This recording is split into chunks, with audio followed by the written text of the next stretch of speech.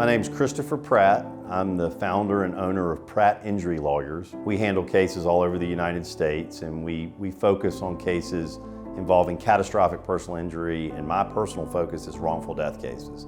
Daniel was a fireman. He was a sergeant at the Anderson City Fire Department, and he had been a fireman for over a decade. He had started his own landscaping business. And in doing that, he purchased a flatbed truck, and it's low on gas. And so we need to go get some gas. In-laws watch Maddie, Tanya, and Daniel get in the truck, and they head to a gas station, which is not far from their house. As they're going down the road, the truck sputters and loses power. They go to the rear of the truck, and they're trying to put gas in the truck. So Daniel's standing at the rear of the truck, continuing to fiddle with this gas tank. Daniel looks up, sees a truck barreling down at a high rate of speed. He tries to escape the path of the truck by getting across the roadway, but tragically he wasn't able to make it, and the truck comes through, missed the tail end of Daniel's truck by about that much, and then struck Daniel, who was about in the middle of the roadway trying to make it to the other side.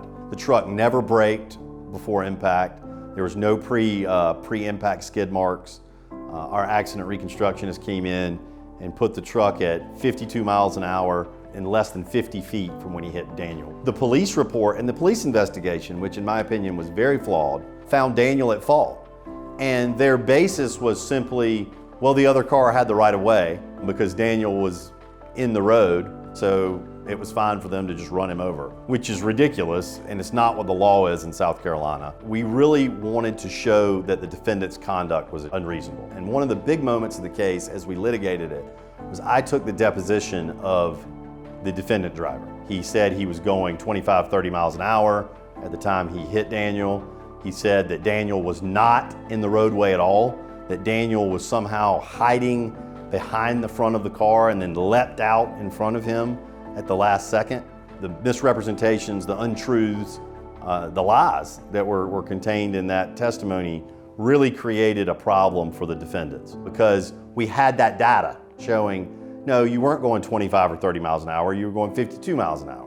But that still really wasn't enough. We had all of that information, and we felt strong about our liability, and we mediated the case in March of 2024. And at that mediation, they offered somewhere north of $1 million, but much less than $2 million.